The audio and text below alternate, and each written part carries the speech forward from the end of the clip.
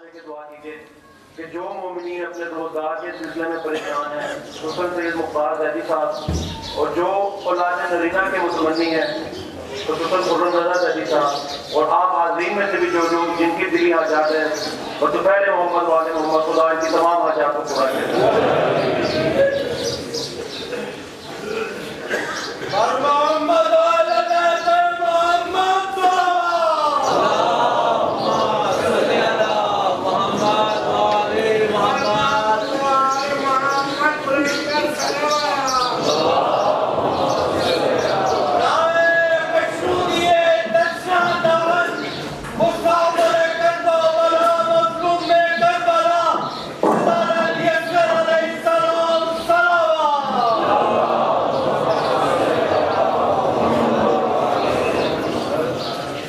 چند اعلانات سماعت فرمائے۔ 9 محرم الحرام اسی امام بارگاہ عطیہ اہل بیت میں بعد از مجلس شبیہ ذوالجناح برآمد ہوگی۔ 10 محرم الحرام بعد از نماز مغربین مجلس شام غریبہ برپا ہوگی، جس سے مولانا ذوالفقار حسین نقوی صاحب قبلہ خطاب فرمائیں گے۔ 11 محرم الحرام امام بارگاہ ڈاکٹر ریاض علی شاہ وسط پورہ میں مجلس سوئن برپا ہوگی، جس سے مولانا سعادت حسین انور صاحب 8 بجے خطاب فرمائیں گے۔ تمام مومنین سے شرکت کی استدعا۔ خواتین کے لیے اعلان ہے کہ محرم کی آخری اتوار 12 بجے دن مجلس اعزاز برپا ہوگی عطیہ اہل بیت میں، اور بعد از مجلس تہوارہ شہزادہ علی اصغر برآمد ہوگا۔ تمام خواتین سے شرکت کی استدعا۔ ایک اور اعلان سماعت فرمائے۔ 27 محرم تک 2 سفر امام بارگاہ عطائے عباس مورچی گیٹ 8 بجے شب مجلس اعزاز برپا ہوگی، جس سے مولانا مصطفیٰ انصاری صاحب خطاب فرمائیں گے۔ 2 سفر کو شبیہ ذوالجناح بعد از مجلس برآمد ہوگی۔ مستورات کے لیے ایک اور اعلان ہے کہ آج مجلس کے بعد وہ امام بارگاہ میں تشریف لے آئے ماتم شہزادہ علی اکبر کے لیے۔ بہت سے لوگوں نے دعا کے لیے کہا ہے۔ زاہد علی رضا غلام صغرا بیمار ہیں،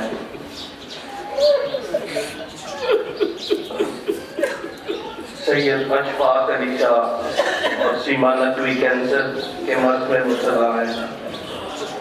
شیخ ظفر حسین اور ان کی بیگم۔ آج مولا علی اکبر کے صدقے میں خدا سے درخواست ہے کہ آج جو حاضر ہے ان تمام مومنین کی اور جو غیر حاضر ہے سب کی حاجات پڑھنا ہے۔ درود بھیجیے محمد والے محمد۔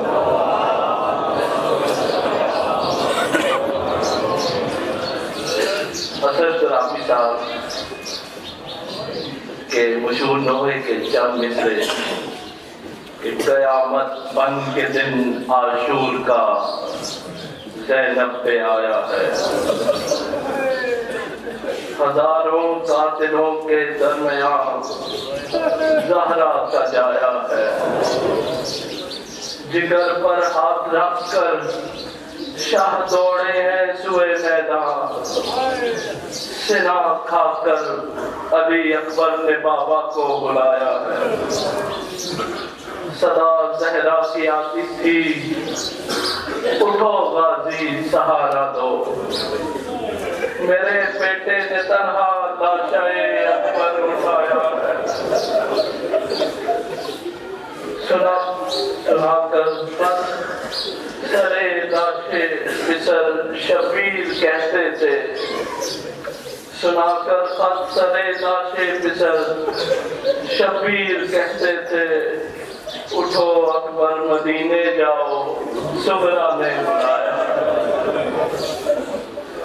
درود بھیجیے محمد والے محمد۔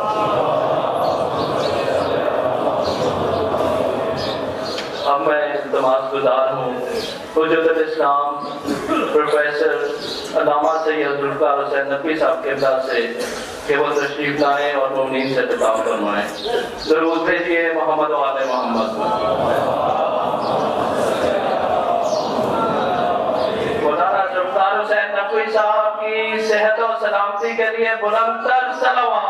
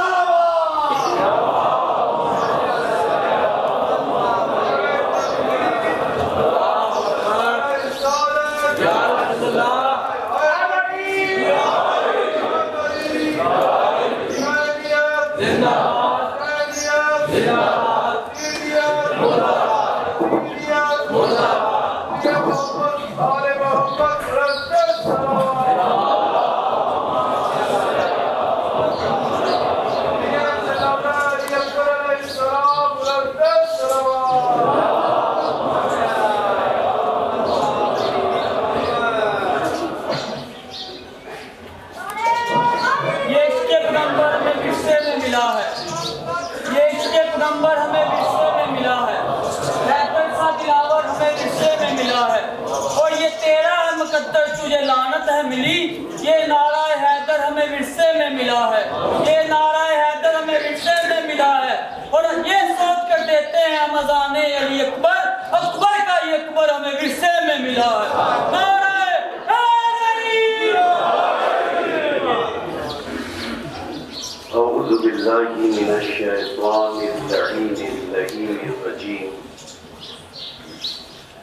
بسم اللہ الرحمن الرحیم.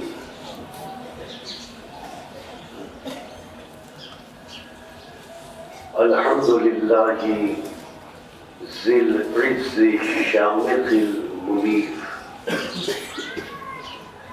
ذی الجلال البازخ العظیم ذی الملک الفاخر القدیم مالک الاملاک مفلک الافلاک مسخر الشمس والقمر مکبر اللیل والنہار مکبر النہار علی اللیل قاسم کل جبار عنید مہلک کل شیطان مرید رب الجنۃ والناس رب العالمین.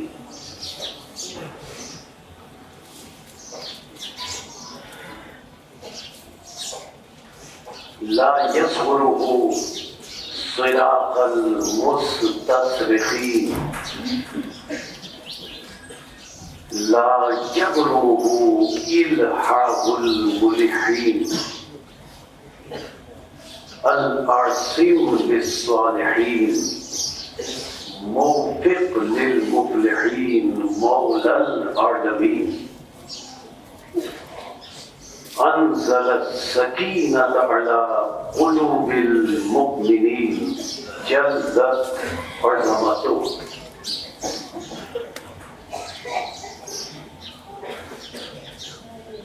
الصلاة والسلام على النبي الأمي العربي الهاشمي القرشي المكي المدني الأبدعي المطلبي أبي القاسم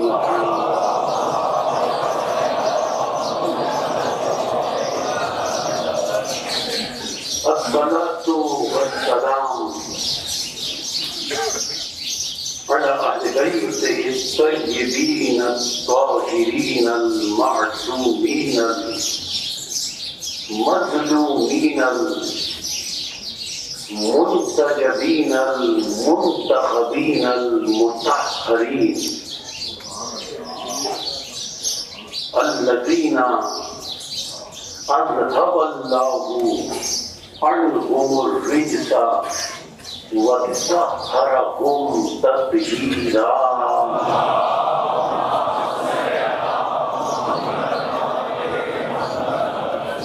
أما بعد فقد قال الحكيم في محكم كلامه المتين وخطابه المبين هو أصدق الصادقين وقوله الحق لأنه هو معلن الحق بالحق. بسم اللہ الرحمن الرحیم. انما انت منذر ولکل قوم ہاد.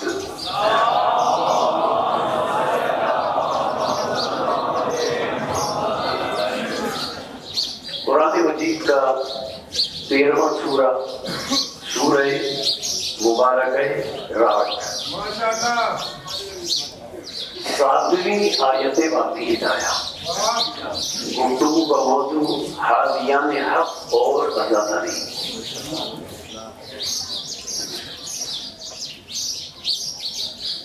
اللہ نے ارشاد فرمایا رسول خاتم سے مخاطب ہو کر، اے رسول ہم نے تمہیں عالمین کے لیے منذر بنا کر بھیجا ہے، نظارت کرنے والا بنا کر بھیجا ہے، نذیر بنا کر بھیجا ہے، ڈرانے والا بنا کر بھیجا ہے. وَلِكُلِّ قَوْمٍ ہَادٍ. اور اللہ نے پھر ایک اصول دیا کہ ہم نے ہر قوم کے لیے ایک ہادی مقرر کیا ہے. آدم علیہ السلام سے قیامت تک کوئی قوم ایسی نہیں ہے جس کے لیے اللہ نے ہادی ہدایت کرنے والا مقرر نہ کیا ہو. سلسلہ گفتگو ہادیان حق اور عزاداری کے موضوع کے تحت کل ان منزلوں پر تھا کہ اللہ نے سورہ انبیاء قرآن مجید کا 21واں سورہ اللہ نے ارشاد فرمایا وَجَعَلْنَاهُمْ أَئِمَّةً يَهْدُونَ بِأَمْرِنَا. اللہ فرماتا ہے ہم نے کچھ جمع ہستیوں کو جعلنا ہم نے بنایا کچھ جمع ہستیوں کو ائمتین امام کی جمع ائمہ بنایا، امام بنایا اور انہیں امام بنایا یہدون بامرنا کہ جو ہمارے امر سے ہدایت کرتے ہیں. وَأَوْحَيْنَا إِلَيْهِمْ فِعْلَ الْخَيْرَاتِ. اور ہم نے ان ائمہ کی طرف نیک کاموں کی وحی کی، وَإِقَامَ الصَّلَاةِ اور نماز کے قیام کی وحی کی، وَإِيتَاءَ الزَّكَاةِ اور زکوٰۃ کی ادائیگی کی وحی کی. اور پھر آیت کا انتہائی اہم جز کہ لوگوں یہ نہ سمجھنا کہ یہ امام جنہیں ہم نے امام بنایا ہے، یہ نہ سمجھنا کہ وہ ہیں جو دنیا میں آ کر عبادت کرتے ہیں.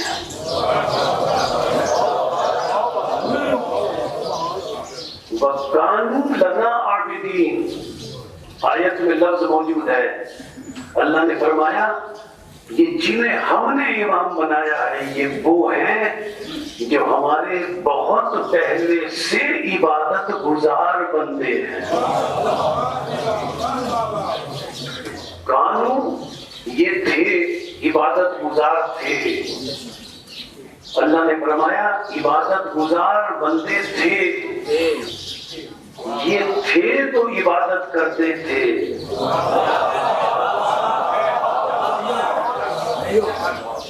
اگر نہ ہوتے تو عبادت کیسے کرتے ہیں؟ اس کا مطلب ہے ان کا وجود تھا آدم سے قبل، صرف ایک کا وجود نہیں تھا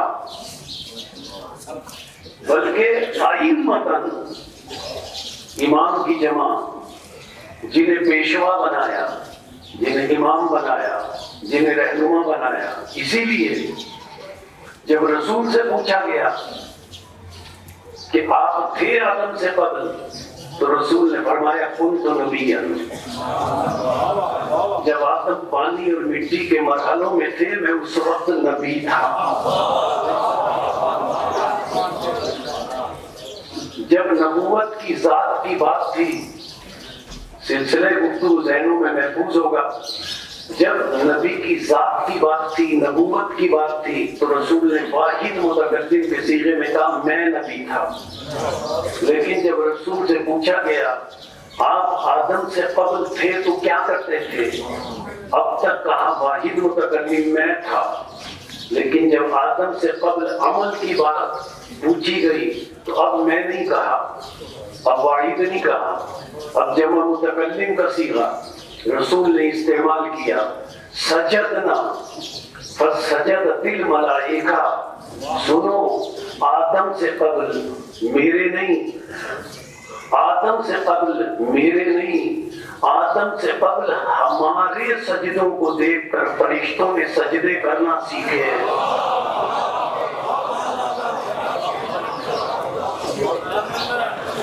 یہ تو رسول کا فرمان ہے۔ قرآن مجید میں اللہ نے بتایا کہ رسول بھی آدم علیہ السلام سے قبل تھے، وَقَانُوا لَنَا عَابِدِينَ، یہ عبادت گزار تھے، اور صرف رسول ہی نہیں تھے بلکہ یہ ائمہ بھی، یہ جمع ہستیاں بھی آدم سے پہلے موجود تھیں۔ سورہ کہف رسول کے بارے میں فرمایا، قرآن مجید کا 18واں سورہ اور 50ویں آیت، اللہ نے ارشاد فرمایا وَإِذْ قُلْنَا لِلْمَلَائِكَةِ اسْجُدُوا لِآدَمَ۔ اِذ آیت کے شروع میں ہے اِذ، لفظ اِذ کا آیت کے شروع میں آنا اس بات کی دلیل ہے کہ یہ لفظ اِذ کلمہ تذکر ہے، اور کلمہ تذکر اگر کسی عربی جملے سے پہلے آئے تو اس کا مطلب یہ ہوتا ہے کہ اس کلمہ تذکر اذ کے ذریعے کوئی مخاطب کسی مخاطب کو، کوئی مخاطب کسی مخاطب کو کوئی پرانی بات، کوئی پرانا زمانہ، کوئی پرانا واقعہ یاد دلا رہا ہے۔ آیت کا آغاز ہوا لفظ اذ سے، کلمہ تذکر سے، یعنی مخاطب اللہ ہے، جس سے خطاب ہے وہ مخاطب رسول ہے۔ مخاطب اللہ مخاطب رسول کو یاد دلا رہا ہے، اے رسول ذرا یاد کرو، قلنا للملائکہ، جب ہم نے ملائکہ سے کہا تھا اسجدوا لآدم کہ آدم کو سجدہ کرو، اے رسول ذرا یہ سجدے کا واقعہ یاد کرو۔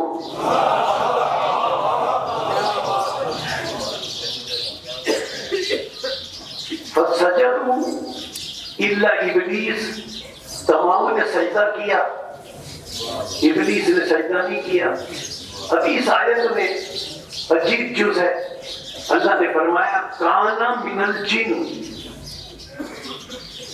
ففسق عن امر ربہ۔ آیت کے شروع میں کیا ہے؟ وَإِذْ قُلْنَا لِلْمَلَائِكَةِ، اللہ فرما رہا ہے اے رسول یاد کرو جب ہم نے ملائکہ سے کہا، اور پھر فرمایا کہ ہم نے ملائکہ سے کہا کہ سجدہ کرو آدم کو، اور پھر آیت کے اگلے جز میں فرمایا کہ ابلیس نے سجدہ نہیں کیا، اور پھر ابلیس کے لیے فرمایا کان من الجن، یہ ابلیس جن تھا۔ یا اللہ ابلیس جن تھا، تو نے سجدے کا حکم ملائکہ کو دیا تھا،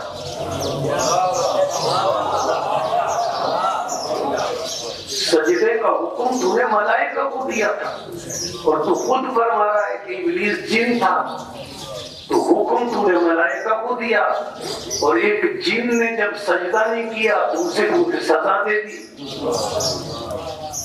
اللہ کا ابلیس کو سجدہ نہ کرنے پر سزا دینا اس بات کی دلیل ہے کہ سجدے کا حکم جنات کو بھی تھا، ورنہ جن کو سزا دینا اللہ کے عدل کے خلاف ہو جاتا، اور اللہ عدل کے خلاف کرتا نہیں ہے، اس لیے کہ وہ عدل کا خالق ہے۔ اب یہ کیسے پتہ چلے؟ آیت میں تو اللہ نے یہ فرمایا وَإِذْ قُلْنَا لِلْمَلَائِكَةِ کہ ہم نے ملائکہ سے کہا کہ سجدہ کرو، لفظ ہے واضح طور پر ملائکہ، اور پھر لفظ ہے واضح طور پر کہ اللہ نے فرمایا کہ ابلیس جن تھا، اسی لیے میں نے لفظ ملائکہ کا یہاں ترجمہ نہیں کیا، اگرچہ لفظ ملائکہ کا عام طور سے ترجمہ کیا جاتا ہے فرشتے، درست ترجمہ ہے، لیکن یہاں پر جو لفظ ملائکہ آیا ہے چونکہ جن کا ذکر ہے، اور اللہ نے جنات کو بھی آدم کے سامنے سجدے کا حکم دیا ہے، اس لیے یہاں لفظ ملائکہ جو ہے، دیکھیے آپ عربی لغت اٹھا کر دیکھ لیں، لفظ ملائکہ ایک تو جمع ہے لفظ ملک کی، اگر ملائکہ لفظ ملک کی جمع ہو تو ملک مانے فرشتہ، ملائکہ مانے فرشتے، تو ملائکہ کے معنی فرشتے ہوں گے، اور ایک لفظ ملائکہ جمع ہے ملکہ کی، ملکہ، ملکہ مانے قوت اور طاقت، اس کی جمع بھی ملائکہ، اگر لفظ ملکہ کی جمع ملائکہ ہے تو اس کے معنی ہوں گے قوتیں، طاقتیں، تمام قوتیں، تمام طاقتیں، اور اگر یہاں ملکہ کی جمع ملائکہ نہ مراد لی جائے تو پھر جنات پر سجدہ واجب نہیں ہوتا۔ معلوم ہو یہاں اللہ نے جو لفظ ملائکہ استعمال کیا ہے اس کا ترجمہ فرشتے نہیں ہے، بلکہ اس کا ترجمہ ہے تمام موجود قوتیں، یعنی آدم کے سجدے کے موقع پر جتنی قوتیں موجود تھیں ان تمام موجود قوتوں کو اللہ نے حکم دیا کہ آدم کو سجدہ کرو۔ کیوں سجدہ کرو؟ موجود قوتوں کو حکم کیوں دیا سجدے کا؟ اس لیے تمام موجود قوتیں آدم کو سجدہ کریں کہ آدم کو میں اللہ نے خلیفہ بنایا ہے۔ معلوم ہے جسے اللہ خلیفہ بناتا ہے، جو اللہ کا بنایا ہوا خلیفہ ہو، جتنی موجود قوتیں ہیں اس کے سامنے جھک جاتی ہیں۔ اب اگر پہچاننا ہو کہ کسے اللہ نے خلیفہ بنایا ہے تو آپ دیکھ لیجئے جتنی موجود قوتیں ہیں جس کے سامنے جھک جائیں وہ اللہ کی طرف سے بنایا ہوا خلیفہ ہے۔ جبریل جو وحی پہنچانے والا فرشتہ ہے وہ بھی اس کے سامنے جھکے، میکائیل جو زندگی دینے والا فرشتہ ہے وہ بھی اس کے سامنے جھکے، اسرائیل جو موت دینے والا فرشتہ ہے وہ بھی اس کے سامنے جھکے، اسرافیل جو سور پھونکنے والا فرشتہ ہے وہ بھی اس کے سامنے جھکے۔ اگر رسول کے بعد یہ پہچاننا ہو کہ کون خلیفۃ اللہ ہے، جسے اللہ نے خلیفہ بنایا ہے، تو پھر یہ دیکھ لیجئے کہ کس کے سامنے جبریل جھک رہے ہیں،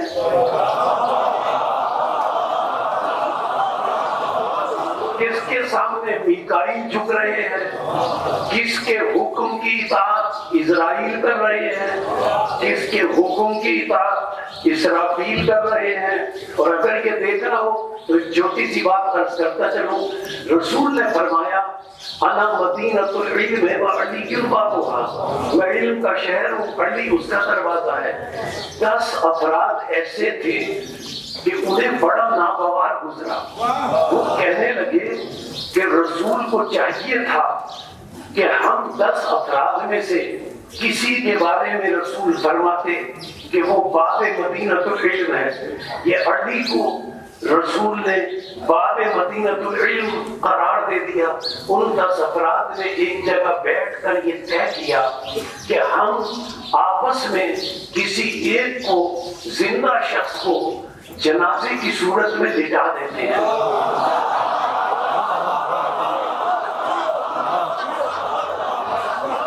اور علی کے پاس لے کر چلتے ہیں، علی کے پاس لے کر چلتے ہیں، وہ زندہ ہوگا، ہم علی سے کہیں گے کہ اس کی نماز جنازہ پڑھا دیجئے۔ پھر آپس میں ان 10 افراد نے اشارے معین کر لیے اس زندہ شخص سے جسے جنازے اور میت کی صورت میں لٹایا ہوا تھا، اور کہنے لگے جب ہم فلاں اشارہ کریں تو تم اٹھ جانا، تاکہ پھر ہم علی سے پوچھ سکیں آپ کیسے باب مدینۃ العلم ہے، آپ کو اتنا ہی پتہ نہیں ہے، آپ کو اتنا ہی علم نہیں ہے کہ آپ میت کی نماز جنازہ پڑھا رہے ہیں یا زندہ کی نماز جنازہ پڑھا رہے ہیں۔ یہ 10 افراد ایک شخص کو، زندہ کو لٹا کر جنازے اور میت کی صورت میں لائے، اور آ کر علی کے علم کا امتحان لینے کے لیے علی کے پاس آ کر کہا مولا اس کی نماز جنازہ پڑھا دیجئے۔ اب مولا کائنات کا جملہ سنیں، کہنے لگے مولا اس کی نماز جنازہ پڑھا دیجئے۔ تو مولا علی نے کہا کیا واقعی پڑھا دوں؟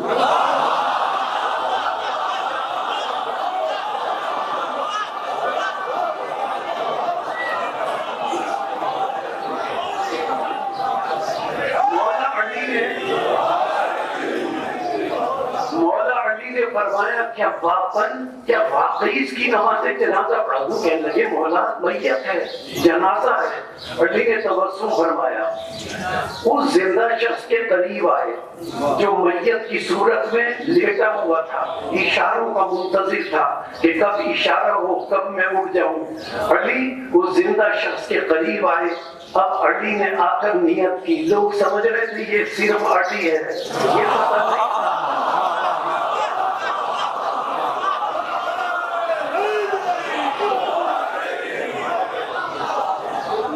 سمجھ رہے تھے کہ یہ علی ہے، یہ نہیں پتا تھا کہ یہ خلیفۃ اللہ ہے۔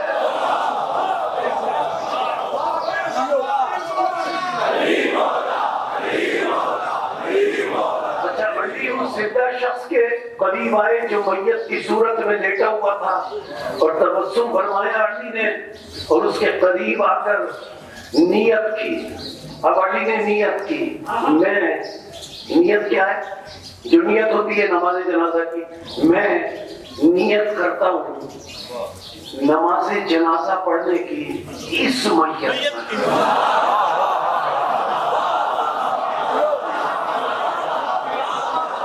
میں نیت کرتا ہوں نماز جنازہ پڑھنے کی اس میت پر۔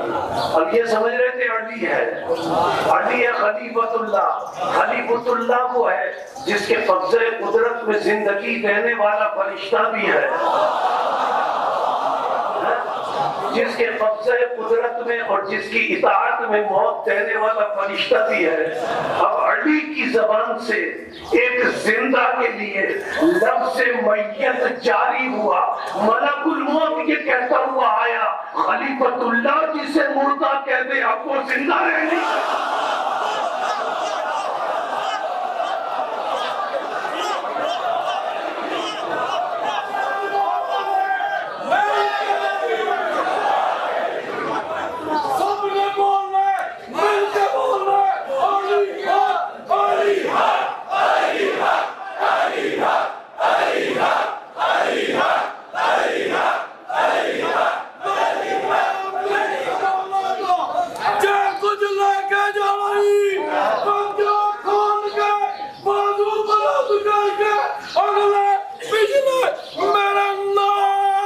جیو جیو جیو جیو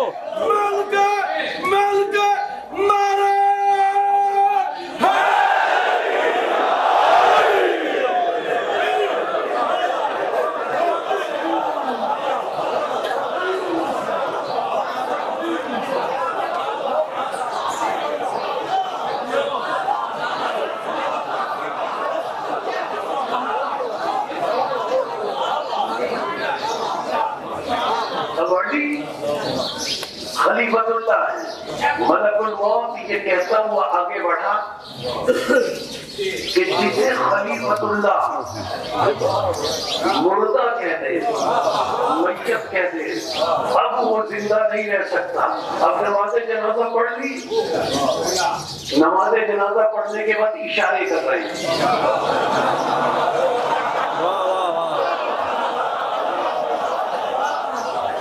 نماز جنازہ پڑھنے کے بعد وہ مخصوص اشارے کر رہے ہیں کہ اب یہ اٹھ جائے گا.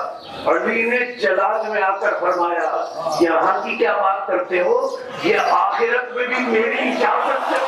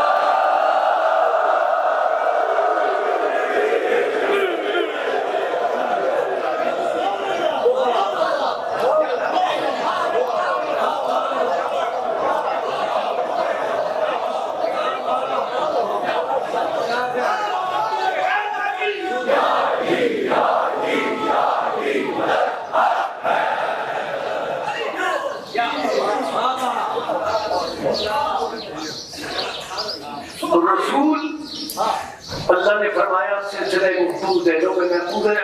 اللہ نے بتایا اذ کہہ کر یعنی کلمہ تذکر کہ رسول موجود تھے. آدم سے قبل اگر صرف رسول موجود تھے تو وہاں کیوں فرمایا وَجَعَلْنَاهُمْ أَئِمَّةً اور ائمہ کے بعد فرمایا وَكَانُوا لَنَا عَابِدِينَ. یہ بھی جمع کا صیغہ. معلوم ہوا کہ جمع ہستیاں موجود تھیں, لیکن اس آیت میں اللہ نے یہ فرمایا کہ رسول تم یاد کرو. اب قرآن مجید میں ہم نے تلاش کیا کہ کوئی ایسی آیت ملے کہ جس میں اللہ نے یہ بتایا ہو کہ کچھ جمع ہستیاں بھی آدم سے قبل موجود تھی.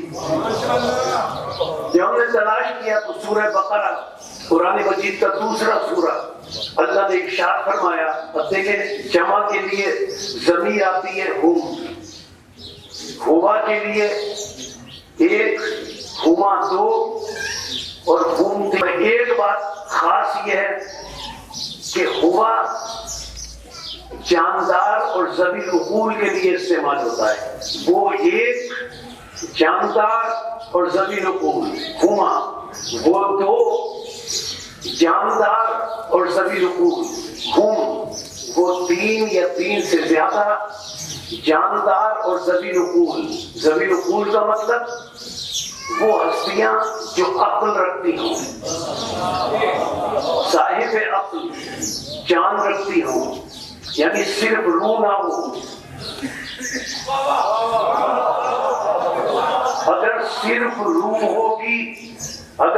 روح ہوگی تو اس پر اطلاق ذوی العقول کا نہیں ہوگا جب تک کہ بدن موجود نہ ہو، چاہے بدن کی کیفیت کچھ بھی ہو، چاہے بدن کی کیفیت کچھ بھی ہو، چاہے بشری بدن ہو، چاہے نوری بدن ہو، لیکن ذوی العقول کا اطلاق اس پر نہیں ہوگا کہ جو صرف روح ہو۔ اب دیکھیں، خون کے معنی جاندار ہستیاں، خون کے معنی ذوی العقول ہستیاں، 3 سے زیادہ ہستیاں۔ اب آیت پڑھیں، جو ذوی العقول نہ ہو، جو جاندار نہ ہو، اگر اس کی طرف اشارہ کرنا ہو تو اس کی طرف اشارہ کرنے کے لیے آتا ہے ہا۔ وہ جاندار نہیں ہے، وہ ذوی العقول نہیں ہے، تو ہا۔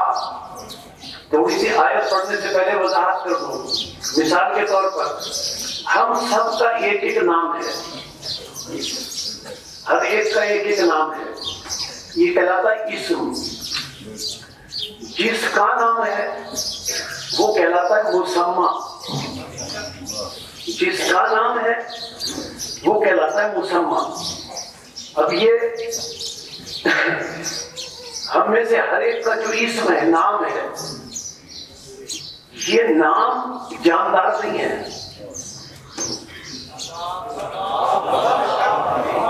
ہم سب میں جس کا جو نام ہے اس نام میں جان نہیں ہے، وہ نام جاندار نہیں ہے۔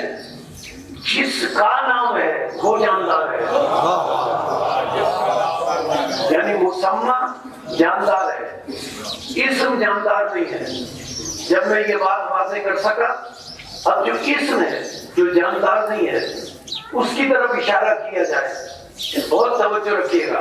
اسم جو ہے جو جاندار نہیں ہے اس کی طرف جب عربی میں اشارہ کیا جائے گا، یعنی اس اشارے کا جو مشار الیہ ہوگا، اگر اسم مشار الیہ ہو، یعنی اگر اسم کی طرف اشارہ کیا جائے تو وہ اشارہ کیا جائے گا ہاتھ سے، اس لیے کہ وہ اسم جاندار نہیں ہے۔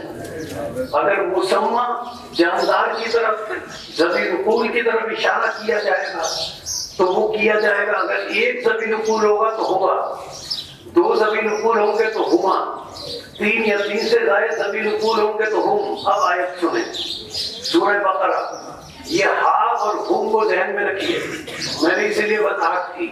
اللہ نے فرمایا علم، اللہ نے سکھائے آدم کو، کیا سکھائے؟ الاسماء، اسم کی جمع اسماء، یعنی جاندار نہیں۔ جو اللہ نے اسم کی جمع الاسماء، جو اللہ نے آدم کو اسماء سکھائے۔ اس کے بعد کیا فرمایا؟ کلھا، ہا، یعنی اسماء ہا ہے۔ علم آدم الاسماء کلھا، ہا، یعنی اب ہا کا اشارہ اسماء کی طرف ہے، یہ اسماء ہا ہے، یعنی اسماء میں جان نہیں ہے۔ اللہ نے آدم کو سکھائے اسماء، ان میں جان نہیں ہے۔ اب اللہ نے فرمایا فرشتوں کو تو پہلے سے پتا تھے اسماء، یہ نام پہلے سے پتا تھے۔ اب آدم پیدا ہوئے تو آدم کو یہ اسماء اللہ نے سکھائے، کیا؟ ہا، اسماء ہا، یعنی اسماء صرف اسم، نام سکھائے، نام میں جان نہیں ہے، جن میں جان نہیں ہے وہ سکھائے۔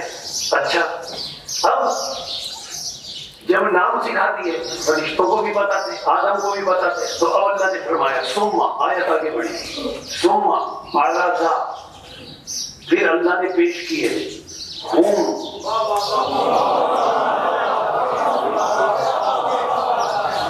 اچھا دکھائے، دیکھیں، سکھائے اللہ نے اسماء، عرضا ہم، لیکن پیش کیا اللہ نے ان ہستیوں کو، مسمى،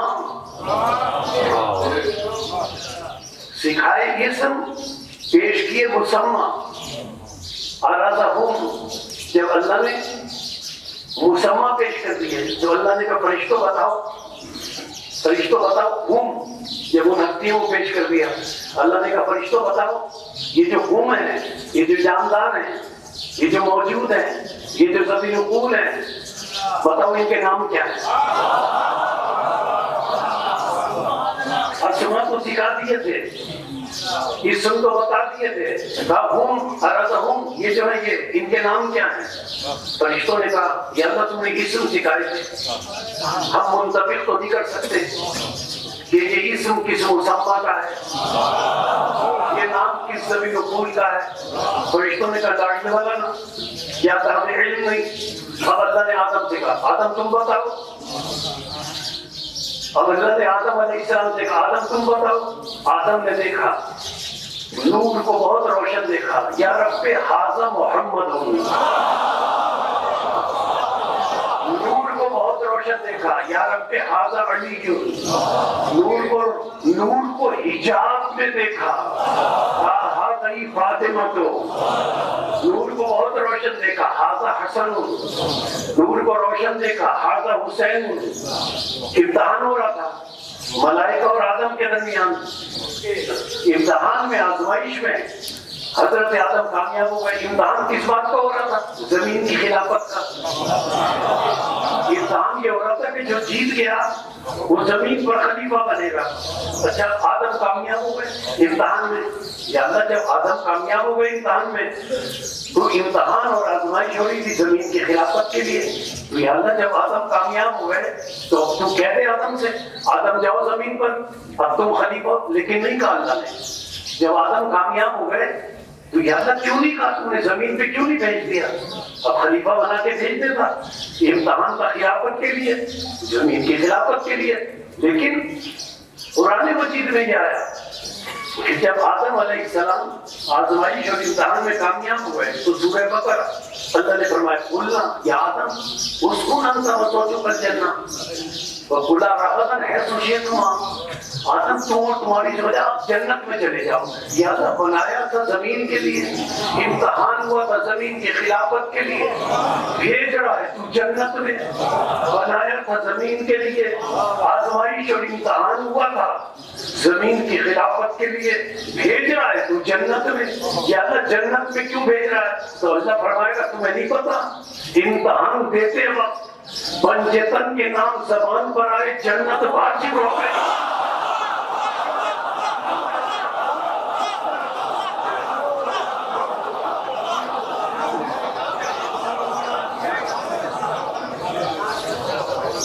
अब ये मालूम हुआ आयत से कि ये ज़मीनुकूल हस्तियां मौजूद थी। अच्छा, इस कहकर कलमे तज़क्कुर कहकर अल्लाह ने बताया कि रसूल मौजूद थे। सुम्मा अरज़हुम कहकर अल्लाह ने बताया कि ये जमा हस्तियां मौजूद थी। मालूम हुआ ये पंजतन पाक मौजूद थे, सिर्फ इनका नूर मौजूद नहीं था, ये ज़मीनुकूल की हैसियत से मौजूद थे। अगर उस नूरी बदन के साथ मौजूद न होते तो फरिश्तों को इबादत सिखाते कैसे? मालूम ये मौजूद थे। अच्छा, अब आयत फिर पढ़िए, अल्लाह ने क्या फरमाया? मैंने तर्जुमा किया, वही कुल्ना लिल मलाइकति इसजुदू, अल्लाह ने तमाम कुव्वतों से कहा, तमाम ताकतों से कहा जो मौजूद थी कि आदम को सजदा करो। जिन भी मौजूद थे, जिन ने सजदा नहीं किया अल्लाह ने उसे दरबार से निकाल दिया। अच्छा, तमाम मौजूद कुव्वतों से कहा था तो ये भी तो मौजूद थे, ये भी तो मौजूद थे, इन्होंने क्यों सजदा नहीं किया? मैं कोई हदीस पेश कर दूं, मासूमीन के फरामीन हैं, मासूम का फरमान है कि हम पर सजदा वाजिब नहीं था, लेकिन आयत कुरान की है। अगर मैं हदीस पेश करूं कोई मानेगा या नहीं मानेगा? तो आइए कुरान से पूछें कि इन पर सजदा क्यों वाजिब नहीं था। जब मैं कुरान से पूछा कि इन पर सजदा क्यों वाजिब नहीं था, तो सूरह स्वाद कुरान मजीद का 38वां सूरा आयत के तर्जुमे के एक लफ्ज़ पर तवज्जो। 38वां सूरा 73वीं 74वीं और 75वीं आयत। جب ابلیس نے سجدہ نہیں کیا، اب لفظی ترجمہ کر رہا ہوں، اس سے زیادہ وضاحت میں کرنا نہیں چاہتا، لیکن لفظی ترجمہ کر رہا ہوں۔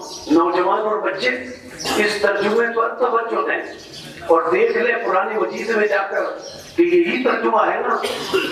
38واں سورہ اسراء، اس کی 73 74 75 آیت کا یہی ترجمہ ہے نا جو میں آپ کی سماعتوں کے لیے پیش کر رہا ہوں۔ جب ابلیس نے سجدہ نہیں کیا اور سجدے سے انکار کیا، ابا واستکبر وکان من الکافرین، جب ابلیس نے سجدہ نہیں کیا، ترجمہ دیکھیے گا اور آیت کا ترجمہ جا کر کسی مسلک کے قرآن کے مترجم کا ترجمہ دیکھ لیجیے گا۔ جب ابلیس نے سجدہ نہیں کیا، ابا واستکبر وکان من الکافرین، اس نے انکار کیا، غرور کیا، تکبر کیا، اور اللہ نے کیا فرمایا؟ کان من الکافرین، وہ کافر تھا۔ یا اللہ کافر تھا تو تم نے اسے اپنے دربار میں کیوں رکھا؟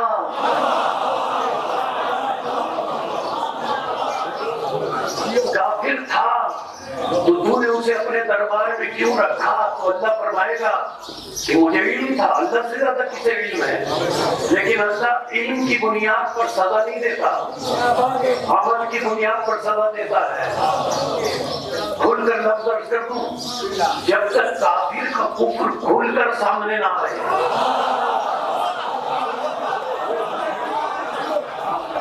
جب تک کافر کا کفر کھل کر سامنے نہ آئے، اللہ دربار سے نہیں نکالتا۔ جب تک کافر کا کفر کھل کر سامنے نہ آئے، اللہ دربار سے نہیں نکالتا، اپنے علم پر سزا اور جزا نہیں دیتا۔ جب تک کافر کا کفر کھل کر سامنے نہ آئے، اللہ دربار سے نہیں نکالتا، اور جب تک منافق کا نفاق کھل کر نہ آئے، اس وقت تک رسول نہیں نکالتا۔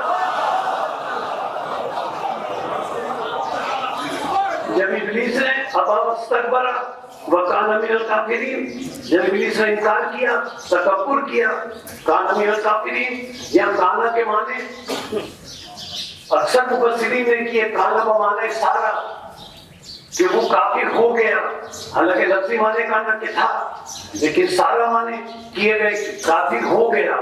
کیوں ہو گیا؟ اس نے خلیفۃ اللہ کو ماننے سے انکار کیا، کافر ہو گیا۔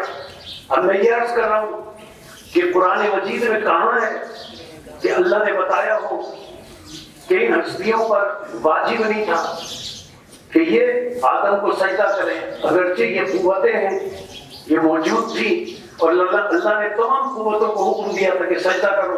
اب آیت آگے بڑھی، جو آیت میں پیش کرنا چاہ رہا تھا، 2 آیتیں اللہ نے ارشاد فرمایا۔ جب ابلیس نے سجدہ نہیں کیا تو اللہ نے ارشاد فرمایا، لفظ دیکھیے گا، اللہ براہ راست اب ابلیس سے مخاطب ہوا، براہ راست اللہ براہ راست ابلیس سے مخاطب ہوا، اور ابلیس سے مخاطب ہو کر اللہ نے کہا، یا ابلیس ما منعک، اب دیکھیے گا ترجمہ، یا ابلیس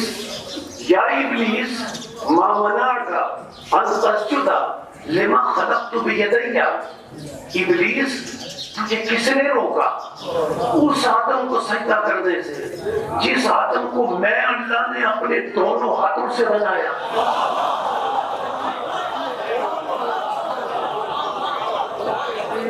جسے میں اللہ نے اپنے دونوں ہاتھوں سے بنایا۔ عزیزان محترم، اللہ کے تو ہاتھ ہے نہیں، اللہ کا تو بدن ہے ہی نہیں، لیکن اللہ فرما رہا ہے کہ میں اللہ نے اپنے دونوں ہاتھوں سے بنایا۔ اب اللہ براہ راست ابلیس سے مخاطب ہے، اور اللہ پوچھا کہ تم نے سجدہ کیوں نہیں کیا جسے میں اللہ نے اپنے دونوں ہاتھوں سے بنایا؟ تم نے کیوں نہیں کیا سجدہ؟ تو ابلیس جواب دیتا ہے، انا خیر منہ، ابلیس پر فرض تھا نا جواب دے، اللہ پوچھ رہا ہے، ابلیس جواب دیتا ہے، انا خیر منہ، یا اللہ میں آدم سے افضل ہوں، یا اللہ میں آدم سے افضل ہوں، خلقتنی من نار وخلقتہ من طین، تو نے مجھے آگ سے بنایا ہے، آدم کو تو نے تراب سے بنایا ہے۔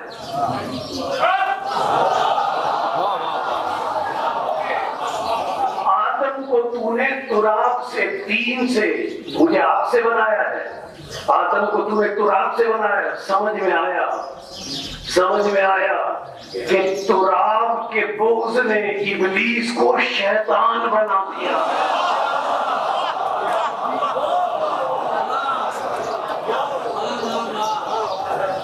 جو تراب سے بغض رکھے وہ اللہ شیطان بنا دیتا ہے. اگر کوئی ابو تراب سے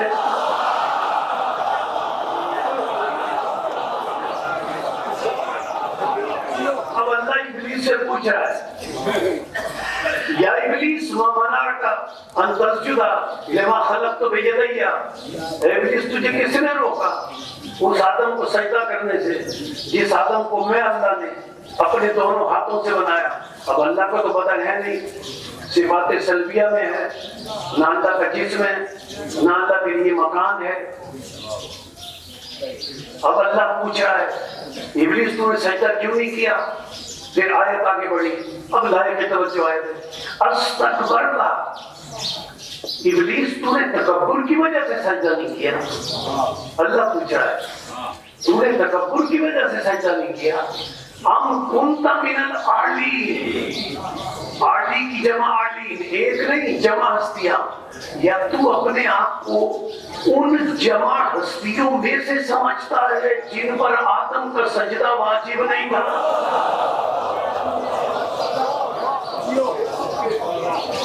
یعنی ان جمع ہستیوں کو رسول نے چادر میں جمع کیا. اور سورہ آل عمران کی آیت آئی, یہ وہ ہستیاں ہیں. تیسرا سورہ قرآن مجید کا فمن حاجک فیہ من بعد ما جاءک من العلم فقل تعالوا ندعو ابناءنا وابناءکم ونساءنا ونساءکم وانفسنا وانفسکم ثم نبتہل فنجعل لعنت اللہ علی الکاذبین.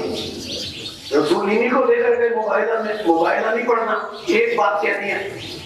رسول انہی جمع ہستیوں کو لے کر گئے مباہلے میں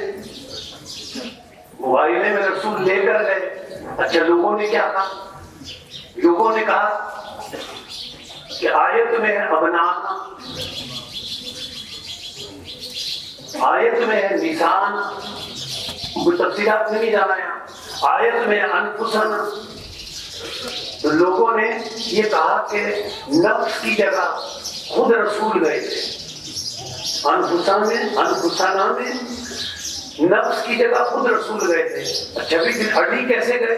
جب پوچھا گیا تو لکھنے والوں نے لکھا بات یہ ہے کہ ابنا جو ہے ابن کی جمع ہے. ابن مانے بیٹا, ابنا جمع ہے یعنی 3 بیٹے یا 3 سے زیادہ بیٹے, جتنے بھی بیٹے ہوں. اللہ فرما رہا ہے 3 بیٹے یا 3 سے زیادہ جتنے بیٹے ہوں انہیں لے جاؤ. بعض تفسیر لکھنے والوں نے لکھا کہ نفس کی جگہ تو رسول خود گئے تھے, لیکن یہ اڈی کو کیوں لے گئے؟ کہتے کہ اسی لیے لے گئے کہ اڈی ہے داماد. داماد بھی بیٹوں کی جگہ ہوتا ہے. تو 2 بیٹے تھے حسن اور حسین علیہ السلام, تو اڈی ہے داماد. داماد بھی بیٹوں کی جگہ ہوتا ہے. تو میں اس مقام پر کہوں گا ایک جملہ, تفصیلات میں جائے گا, میں صرف اتنی بات کہوں گا کہ اپنا جمع کا صیغہ ہے یعنی جتنے بھی بیٹے ہوں اے رسول تمہارے لے جاؤ. جتنے بھی بیٹے ہوں تو 2 بیٹوں کو لے گئے, 1 داماد کو لے گئے. تو کم از کم اتنا مانو نا کہ مباہلے تک اگر اور داماد ہوتے تو انہیں بھی لے جاتے.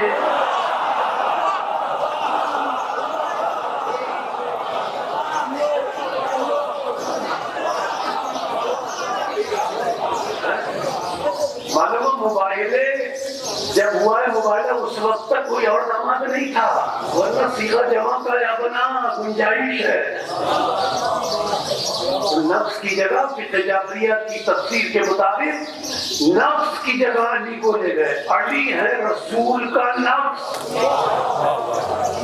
لیکن ہمارا اور آپ کا نفس کیا ہے؟ ہر ایک کا ایک نفس ہوتا ہے اور نفس ہی سے اچھائی اور برائی ظاہر ہوتی ہے. اگر ہم اچھا کام کریں گے وہ نفس سے ظاہر ہوگا, اگر غلط کام کریں گے تو وہ نفس سے ظاہر ہوگا. یعنی مظہر نفس ہوتا ہے، مظہر بدن ہوتا ہے، یعنی نفس سے ظاہر ہوتا ہے. ہمارے نفس سے ظاہر ہوگا اچھا کام یا برا کام. اب مسئلہ کیا ہے؟ رسول کا نفس ہے ہڈی. اب رسول کی جتنی صفات ہیں وہ ہڈی سے ظاہر ہوگا. اب سمجھ میں آیا کہ رسول نے فرمایا انا مدینۃ العلم وادی البابا. رسول کا علم ہڈی سے ظاہر ہوگا. رسول نے ساری زندگی جنگ نہیں لڑی. لوگ پوچھتے کتنے بہادر تھے رسول. رسول کی بہادری ہڈی سے ظاہر ہوگی.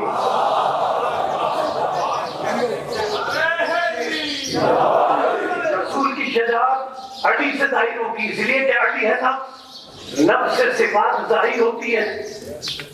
تو رسول کی ساری صفات، رسول کا نفس ہے ہڈی، تو رسول کی ساری صفات ہڈی سے ظاہر ہوگی.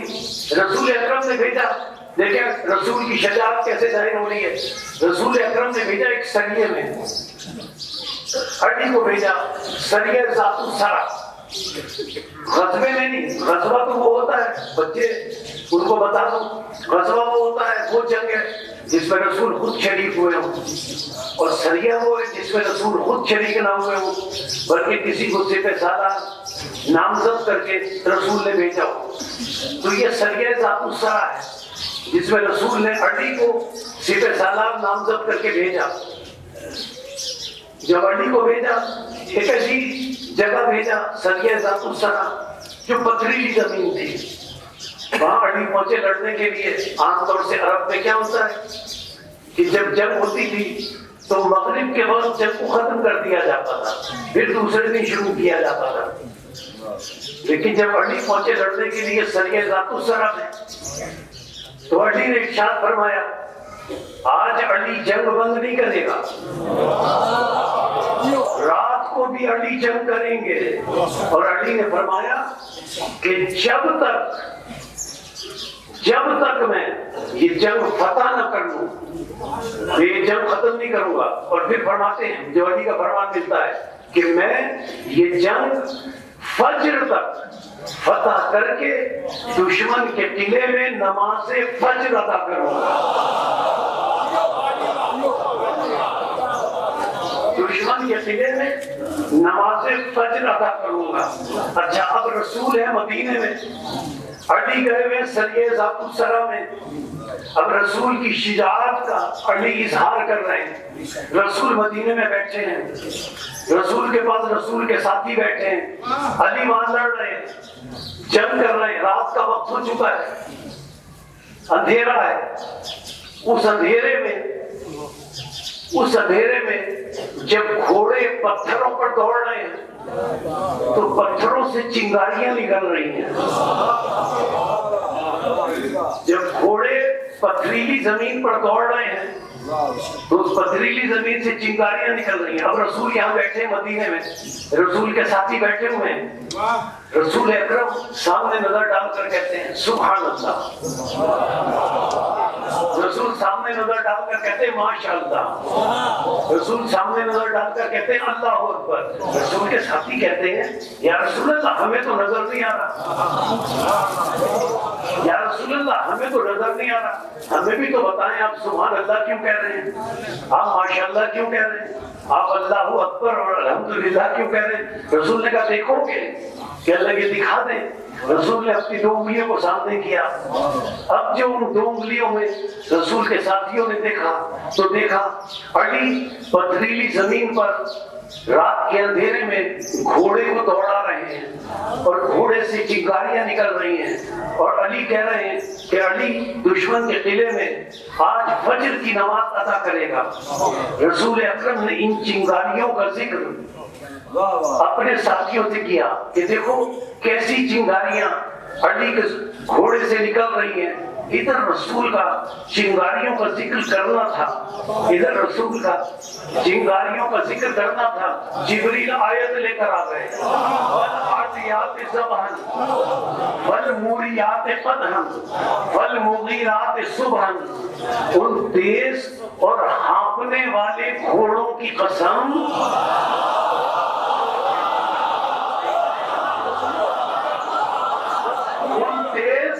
ان تیز اور ہانپنے والے گھوڑوں کی قسم جو اندھیری رات میں چنگاریاں نکالتے ہیں، اور اس کی قسم جو فجر کے وقت فتح کرنے والا ہے، اس کی قسم جو فجر کے وقت فتح کرنے والا ہے۔ ادھر آیت نازل ہوئی، ادھر علی نے فجر کے وقت دشمن کے دلے میں نماز پڑھی۔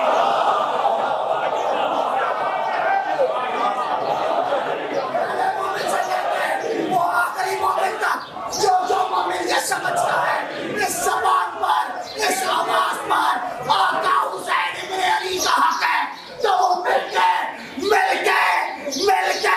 دونوں ہاتھ بلند کر کے پورے زور سے نعرے کا جواب دے گا، نعرہ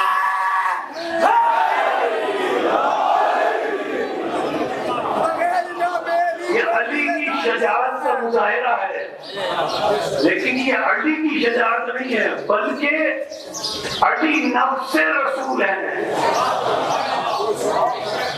علی نفس رسول ہے۔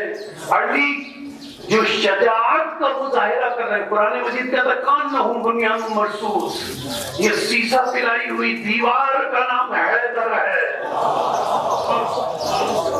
تو یہ رسول کی شجاعت ہے۔ آج کہا جاتا ہے ہادیان حق اور عزاداری، آج کہا جاتا ہے کہ شیعوں نے خود ہی امام حسین علیہ السلام کو شہید کر دیا اور خود ہی ہوتے ہیں۔ عزیزان محترم، علامہ شبلی نعمانی نے اور طبقات ابن سعد نے اور محمد ابن جویر طبری نے، سب کی دوسری جلد ہے، اس کے اندر یہ جملے موجود ہیں کہ کوفے میں حانی ابن مروہ اور حجر ابن عدی، ان دو کے علاوہ 4 یا 5 یہ غیر شیعہ مسلک کی کتابیں ہیں، حانی ابن مروہ اور حجر ابن عدی کے علاوہ 4 یا 5 شیعہ اہل بیت تھے، یہ انہوں نے لکھا غیر شیعہ مسلک ہے کہ 4 یا 5 شیعہ اہل بیت تھے، باقی جتنے تھے سب حضرت علی کو چوتھا خلیفہ مانتے تھے۔ انہوں نے خط لکھا حاکموں کی ظلم کی وجہ سے، اور جب امام نے آنے کا ارادہ کیا تو وہ پھر گئے۔ اتنا انصاف سے بتائیں کہ اگر وہ کوفے والے شیعہ ہوتے تو امام کی شہادت کے بعد کوئی کوفے والا رویا؟ کئی تاریخ میں ایک روایت بتا دیں، کوئی کوفے والا رویا یا کسی کوفے والے نے کوئی ماتم کیا یا کسی کوفے والے نے کوئی مجلس کی، بلکہ انہوں نے تو خوشیاں منائی، شہر کوفہ کو سجایا۔ قاتل کون ہے امام حسین علیہ السلام کے؟ آئیے میں قرآن کی آیت سے عرض کر دوں کہ امام حسین کو قتل کرنے والے کون ہے؟ سورہ بقرہ، قرآن مجید کا دوسرا سورہ۔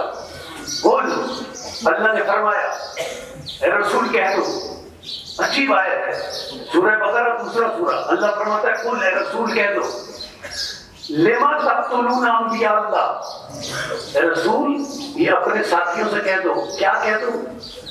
لما تقتلون انبیاء اللہ من قبل، اے رسول اپنے ساتھیوں سے کہہ دو کہ تم نے سابق انبیاء کو کیوں قتل کیا؟ یہ اللہ فرما رہا ہے اے رسول ان اپنے زمانے کے رہنے والے لوگوں سے کہہ دو کہ تم نے لما تقتلون انبیاء اللہ من قبل، تم نے سابق انبیاء کو کیوں قتل کیا؟ میں عرض کروں یا اللہ سابق انبیاء کو گزرے ہوئے سینکڑوں سال ہو گئے، یہ رسول کے زمانے میں جو لوگ ہیں یہ تو سابق انبیاء کے زمانے میں موجود ہی نہیں تھے، اور تو فرما رہا ہے کہ رسول ان سے کہہ دو اپنے زمانے کے لوگوں سے انہوں نے سابق انبیاء کو قتل کیوں کیا؟ یاد ہے کہ تو موجود ہی نہیں تھے، سابق انبیاء تو سینکڑوں برس پہلے گزر گئے، یہ تو موجود ہی نہیں تھے۔ تو اللہ فرمائے گا یہی تو میں ایک اصول دے رہا ہوں کہ یہ اگرچہ موجود نہیں تھے لیکن یہ سابق انبیاء کے قتل سے راضی ہیں، یہ سابق انبیاء کے قتل سے راضی ہیں۔ تو آیت نے بتایا جو قتل کرے وہ بھی قاتل ہے، جو اس قتل سے راضی ہو وہ بھی قاتل ہے۔ تو اب امام حسین کا وہ قاتل ہے جو یزید سے راضی ہے، اور جو یزید کو رضی اللہ کہتا ہے۔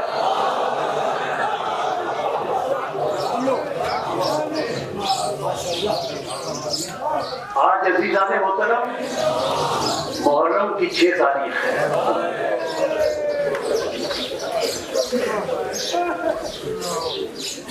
آج محرم کی 6 تاریخ ہے، آج کڑیل جوانی کا معلوم ہے، آج جوانوں کے رونے کا دن ہے۔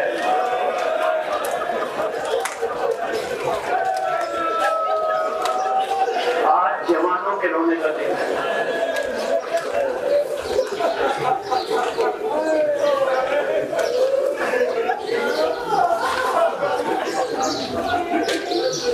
ساتویں امام کے گھر میں مجلس ہو رہی تھی، ساتویں امام کے گھر میں مجلس ہو رہی تھی، ساتویں امام کے پاس ابو بصیر بیٹھے تھے، ذاکر آیا، امام سے اجازت لی، امام سے اجازت لے کر ذاکر ممبر پر گیا، اور ذاکر نے ممبر پر جا کر مصائب شہزادہ علی اکبر پڑھنے، ذاکر مصائب شہادت مصائب جناب شہزادہ علی اکبر پڑھنے لگا۔ جب شہادت علی اکبر اور مصائب حضرت علی اکبر ذاکر پڑھنے لگا تو روایت میں ہے کہ ساتویں امام بلند آواز سے چیخ چیخ کر رونے لگا، ساتویں امام بلند آواز سے چیخ چیخ کر رونے لگا، خاموشی سے نہیں روئے، بلند آواز سے۔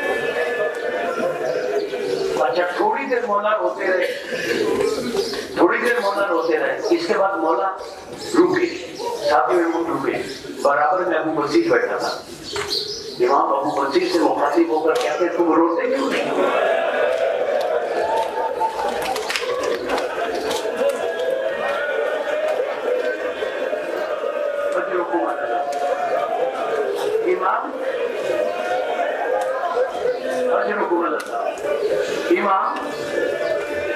امام ابو بصیر سے مخاطب ہو کر کہتے ہیں ابو بصیر تم روتے کیوں نہیں؟ ابو بصیر نے جو روئے تھے، ابو بصیر آہستہ آہستہ رو رہے تھے، اپنا آنسوؤں میں بھیگا ہوا رومال امام کو دکھاتے ہوئے کہا مولا میں رو تو رہا ہوں، مولا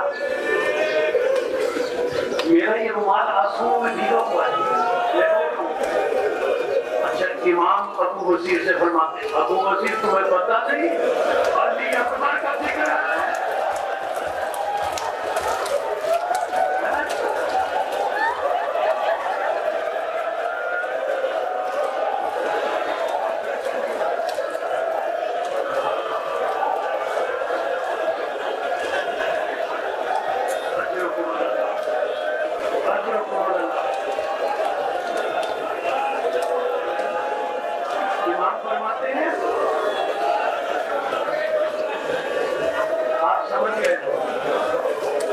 سمجھ گئے نا؟ امام فرماتے ہیں ابو بصیر تمہیں پتہ نہیں ہے علی اکبر کا ذکر ہے؟ ابو بصیر ایسے ہو جیسے پوری ماں جوان بیٹے پر اٹھتی ہے۔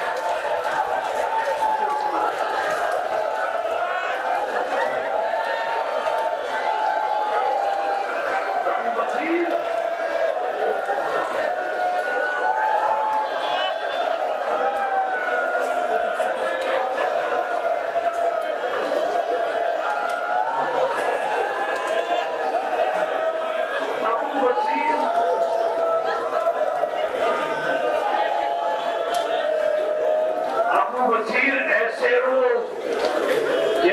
بوڑھی ماں جوان بیٹے پر روتی ہے. ابو بصیر نے ہاتھ جوڑ دیے. ہاتھ جوڑ کر ابو بصیر نے کہا مولا کسی معصوم کا فرمان اور کسی معصوم کی نس نہیں ہے، نہ آپ کا فرمان ہے. ابو بصیر کہتے ہیں مولا نہ آپ کا فرمان ہے نہ آپ کی نس ہے، نہ کسی اور معصوم کا فرمان ہے نہ کسی اور کی نس ہے. کسی اور کربلا کے شہید کے لیے نہ آپ کا فرمان ہے کہ بلند آواز سے ہو، نہ کسی اور معصوم کا فرمان ہے. مولا ابو بصیر کہتے ہیں مولا صرف شہزادے کے لیے آپ کا فرمان کیوں ہے کہ جب رو تو بلند آواز سے رو؟ صرف شہزادے کے لیے کیوں فرمان ہے؟ امام فرماتے ہیں تجھے نہیں پتا جب ذاکر علی اکبر کا ذکر کرتا ہے تو میرا چت قبر میں تڑپنے لگتا ہے. میرا چت قبر میں تڑپنے لگتا ہے. میری ذاتی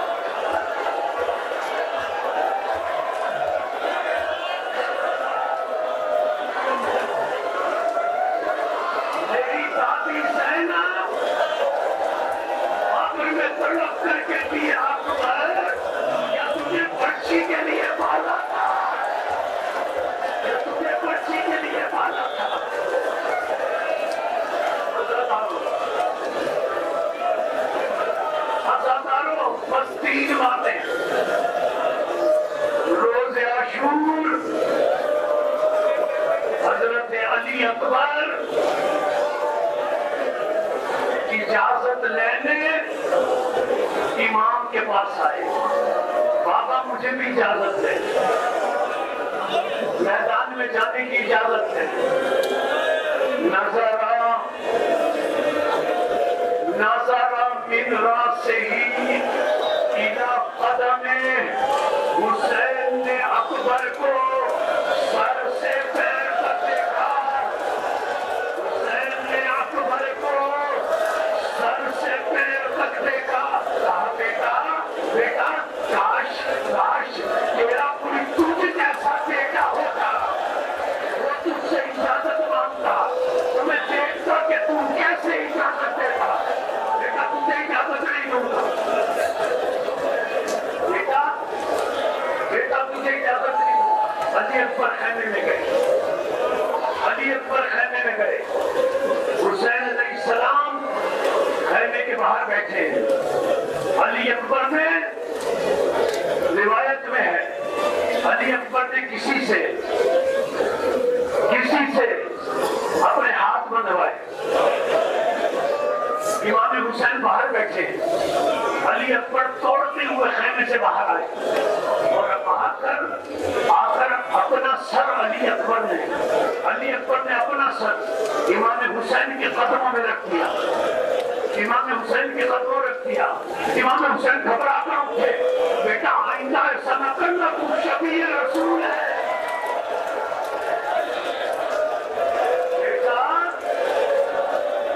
بیٹا آئندہ ایسا نہ کرنا، تم شفیع رسول ہے.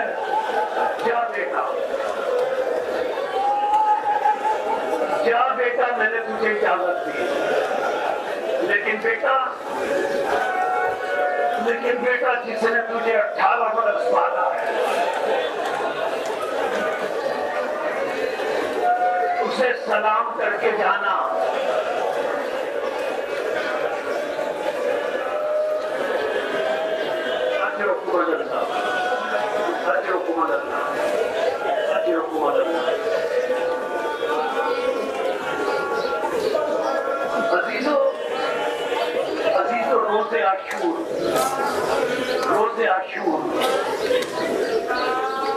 روز عاشور تاریخ طریقہ یہ تھا کہ جب کوئی شہید میدان میں جانے لگتا تھا تو امام علی مقام سے اجازت لینے کے بعد وہ شہید ہر بیوی کے خیمے میں جا کر سلام کرتا تھا.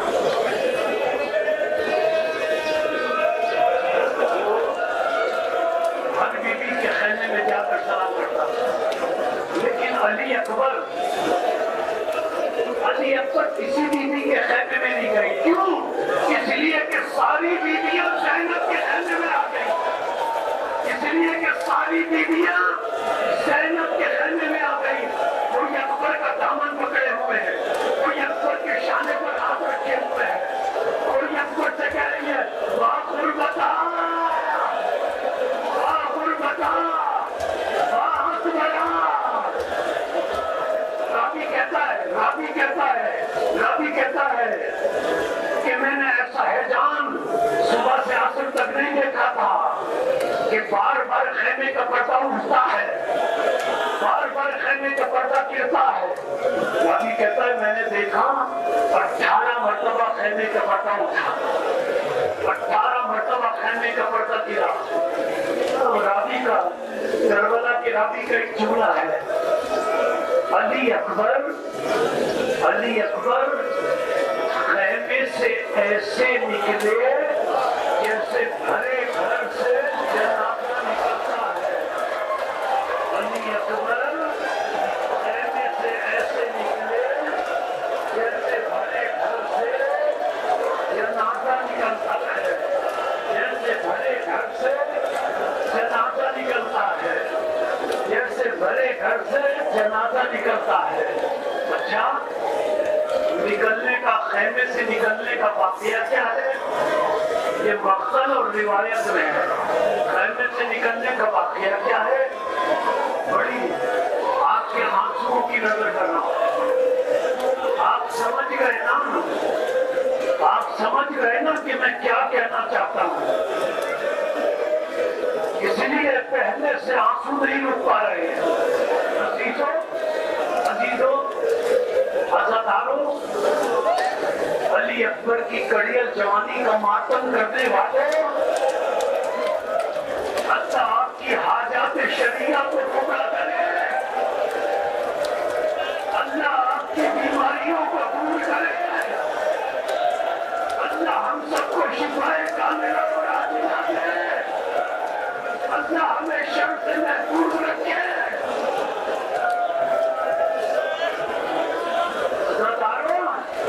خیمے سے نکلنے کا, جب خیمے سے علی اکبر رخصت ہوئے, جب خیمے سے علی اکبر رخصت ہوئے, اب مقتل اور روایت میں عجیب جملے ہیں. بیویاں پیچھے پیچھے ہیں, بیویاں خیمے میں پردے کے پیچھے ہیں. جناب زینب سلام اللہ علیہا خیمے میں پردے کے پیچھے ہیں. علی اکبر کس طرح نکلے؟ آگے آگے حسین ہے, حسین کے پیچھے علی اکبر ہے.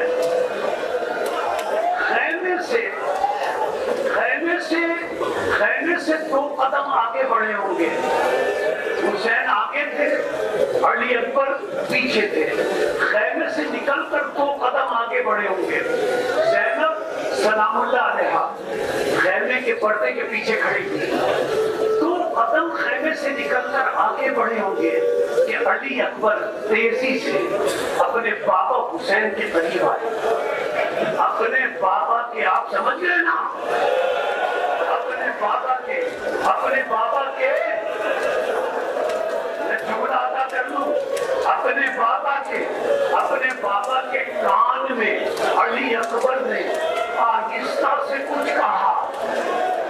علی اکبر نے اپنے بابا کے کان میں آہستہ سے کچھ کہا. جیسے ہی علی اکبر نے کچھ کہا, حسین چیخ چیخ کر رونے لگے. حسین چیخ چیخ کر رونے لگے, بلندآباد سے رونے لگے. پردے کے پیچھے سے زینب نے کہا بھیا علی اکبر نے کیا کہہ دیا؟ کہا بہن تمہیں کیا بتاؤں,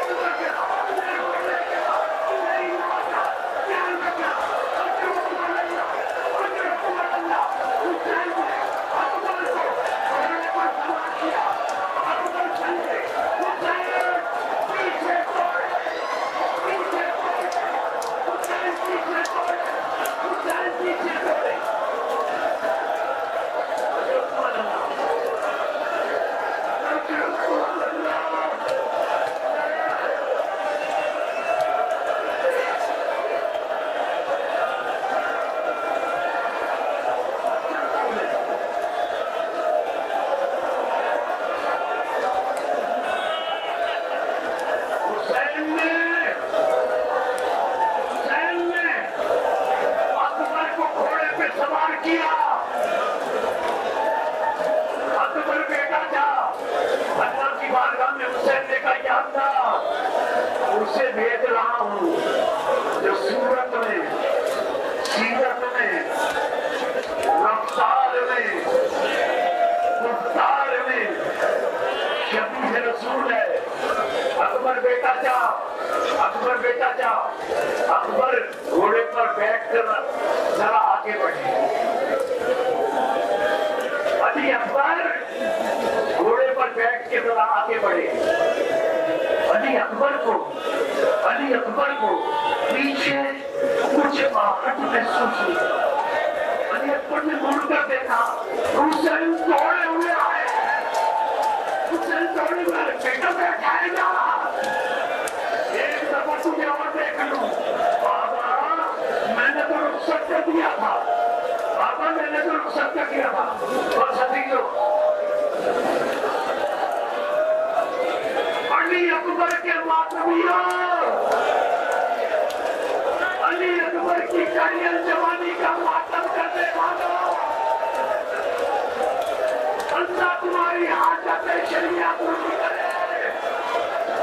अली अकबर की करियल जवानी का मातम करने वालों, अब ज्यादा नहीं पढ़ूंगा, बस एक बात कहूंगा, सिर्फ एक बात, सिर्फ एक बात। रोज़े आशूर जो शहीद भी घोड़े से गिरता था, क्या कहता था? मौला मदद करो, मौला मदद करो। ये तो बागी अली अकबर है जिसने बाबा को मदद के लिए नहीं बुलाया। हाँ, अली अकबर ने घोड़े से गिरते हुए कहा अस्सलाम वालेकुम या अमता, अस्सलाम वालेकुम या अमता। रमजान आप पर मेरा आखिरी सलाम हो। अली अकबर ने अपने बाबा को मदद के लिए क्यों नहीं बुलाया? अली अकबर जानते थे मेरा पूरा बाप सुबह से आता लाशें उठाते कहना है, लेकिन हुसैन को जब अकबर की आवाज आई, अल्लामा मजीद भी लिखते हैं कि हुसैन औलिया के सरदार, औलिया के सरदार, औलिया के सरदार, चलते हुए अली ने करबला, मेरा अकबर कहाँ है? अली ने करबला, मेरा अकबर कहाँ है? हुसैन ने कहा चाचा इब्राहिम, आका देखा, मैंने आंखों पर पट्टी नहीं बांधी हुई है, मैंने आंखों पर पट्टी नहीं बांधी हुई है। नाना रसूलुल्लाह, आंखें देखो। अंबिया ने कहा या अल्लाह,